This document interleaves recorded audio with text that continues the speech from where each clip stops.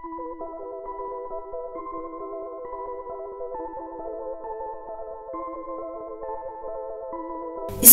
satu-satunya negara Yahudi di dunia yang terletak di timur laut Mediterranean dan Palestin, wilayah penduduk Arab yang berasal dari tanah yang dikuasai Israel, telah lama terkenal dengan konflik berterusan mereka dengan pendudukan Israel di tebing barat dan jalur Gaza. Ketegangan antara Israel dan Palestin semakin merosot dalam tahun-tahun kemuncak dengan banyak peperangan ganas antara kedua-dua pihak. Selamat datang ke channel Cecaci Cikusa walau di mana anda berada. Dalam video ini, Sisi akan ceritakan 8 fakta sejarah Israel Palestin. Untuk memahami punca konflik Israel Palestin, kita perlu melihat kembali beberapa ribu tahun dahulu. Nombor 1. Sejarah awal konflik Israel Palestin.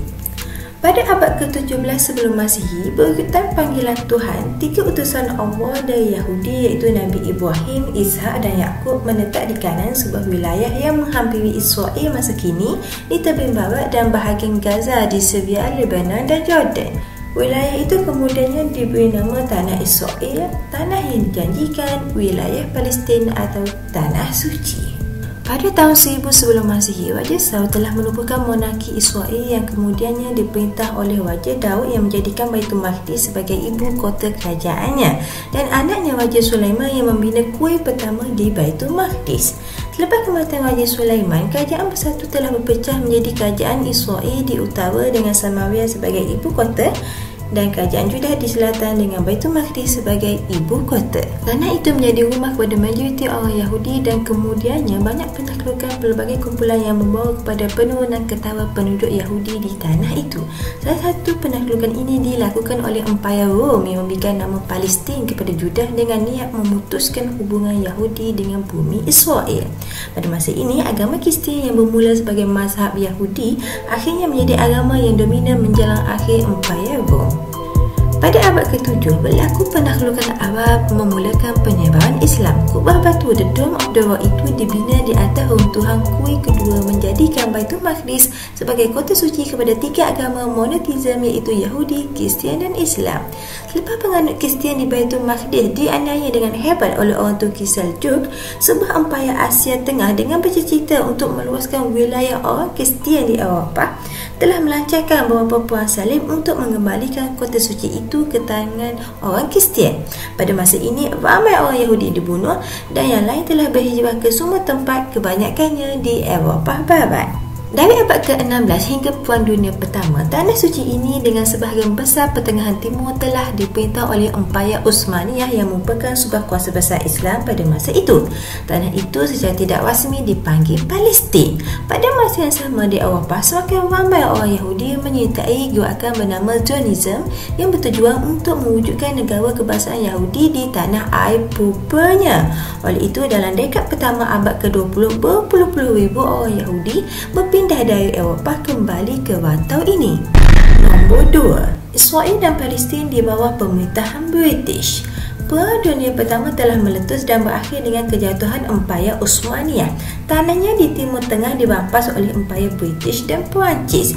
British kemudian memberikan lebih banyak kemerdekaan untuk Iraq dan Jordan. Dan wilayah yang masih berada di bawah kawalan Britain adalah apa yang dipanggil mandat British untuk Palestin. Dan Britain telah berjanji untuk menubuhkan tanah air negara Yahudi yang disebut Balfour Declaration yang berkuasa pada 1923. Ketegangan antara Yahudi dan Arab yang sama-sama menuntut tanah itu semakin memuncak malah membawa kepada tindakan keganasan. Menjelang tahun 1930-an, pertambahan penduduk Yahudi di Palestin berikutan kerana ketakutan terhadap penganiayaan semasa pemerintahan Nazi di Jerman. British telah menghadkan imigrasi Yahudi. Sebagai tindak balas, tentera Yahudi dibentuk untuk memerangi Arab dan menentang pemerintahan British. Kemudian telah berlaku Holocaust di seluruh Nazi Jerman yang meragut hampir 6 juta nyawa Yahudi. Selepas perang, semakin ramai orang Yahudi kemudiannya melarikan diri dari Eropah ke Palestin untuk mencari tanah air yang meningkatkan ketegangan dengan orang Arab yang marah dengan keadaan itu. Britain mula mundur dari wilayah tersebut. Nombor 3. Kelahiran negara Israel. Selepas Perang Dunia Kedua, PBB telah mengusulkan rancangan untuk membahagikan Palestin kepada dua negara merdeka iaitu negara Yahudi dan negara Arab dengan Baitul Maqdis menjadi zon antarabangsa dengan status istimewa. Walau bagaimanapun, mengikut rancangan, orang Yahudi yang hanya menyumbang 1/3 populasi telah diberikan lebih banyak wilayah. 56.5% daripada tanah itu ditolak oleh orang Arab. Mereka mula membentuk tentera sukarela seluruh Palestin. Kurang dari 1 tahun selepas itu, Britain berundur dari Palestin dan Israel telah mengisytiharkan dirinya sebagai sebuah negara merdeka, menandakan babak baru yang lebih berdarah dalam perjuangan antara Yahudi dan Arab Palestin. Nombor 4. Perang Arab-Israel 1948. Sejurus selepas pengumuman Israel merdeka, tercetuslah perang antara Arab dan Yahudi yang dikenali sebagai Perang Arab-Israel 1948. Peperangan itu melibatkan 5 negara Arab yang baru merdeka: Mesir, Jordan, Iraq, Syria dan Lebanon. Liga Arab yang mencuba rantau ini dalam usaha untuk menubuhkan Palestin Arab bersatu.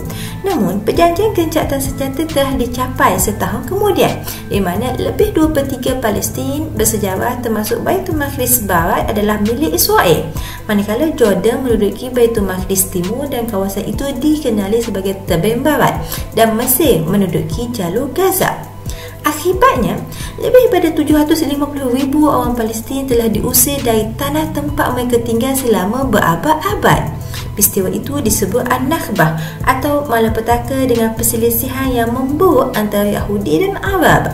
Terdapat lebih banyak peperangan telah berlaku dalam tempoh berpuluh-puluh tahun selepas itu.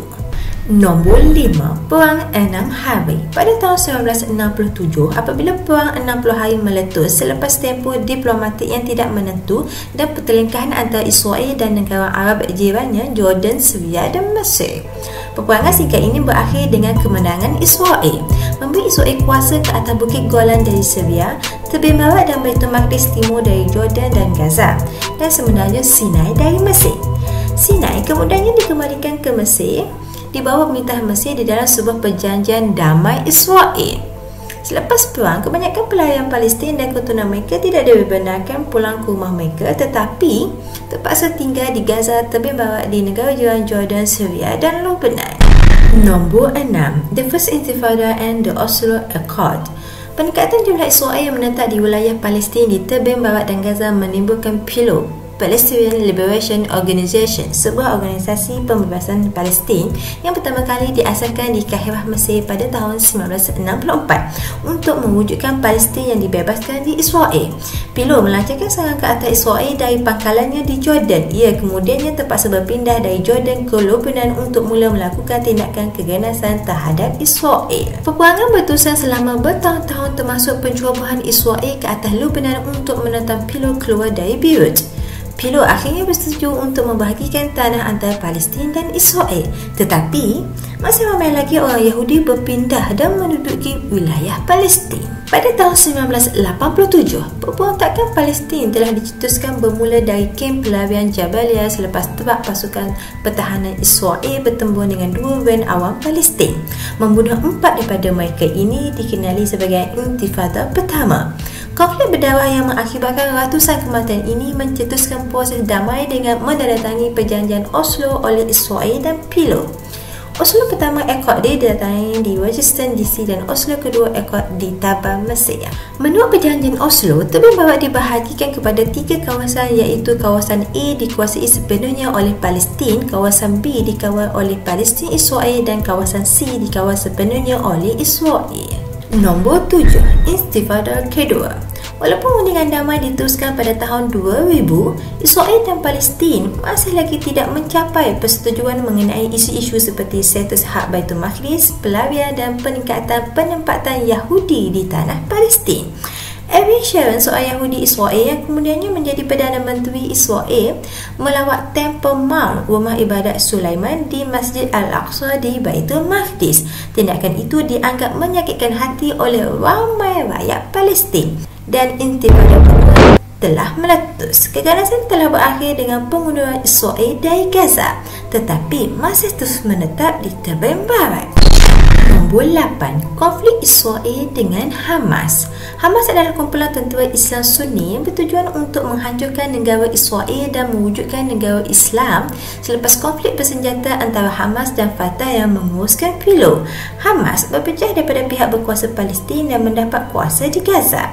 Israel meletakkan Gaza di bawah sekatan yang menyesatkan yang membawa kepada beberapa peperangan berdarah di antara kedua-dua kumpulan di jalur Gaza, termasuk Operation Castle, Operation Pillar of Defense dan Operation Protective Edge. Pada tahun 2014, Hamas dan Fatah mencapai persetujuan untuk membentuk Kerajaan Perpaduan Nasional. Pada tahun 2018, Kedutaan Amerika Syarikat telah dipindahkan dari Tel Aviv ke Baitul Maqdis yang dianggap oleh orang Palestin sebagai isyarat sokongan Amerika terhadap Baitul Maqdis sebagai pusat bandar Israel. Pada tahun 2021, konflik antara Israel dan Palestin telah disambung semula oleh satu siri peristiwa bermusuhan di timur Baitul Maqdis membawa kepada beberapa tindakan keganasan sehingga perjanjian gencatan senjata yang diuruskan oleh Mesir, Qatar dan Bangsa-Bangsa Bersatu berkuat kuasa pada 21 Mei.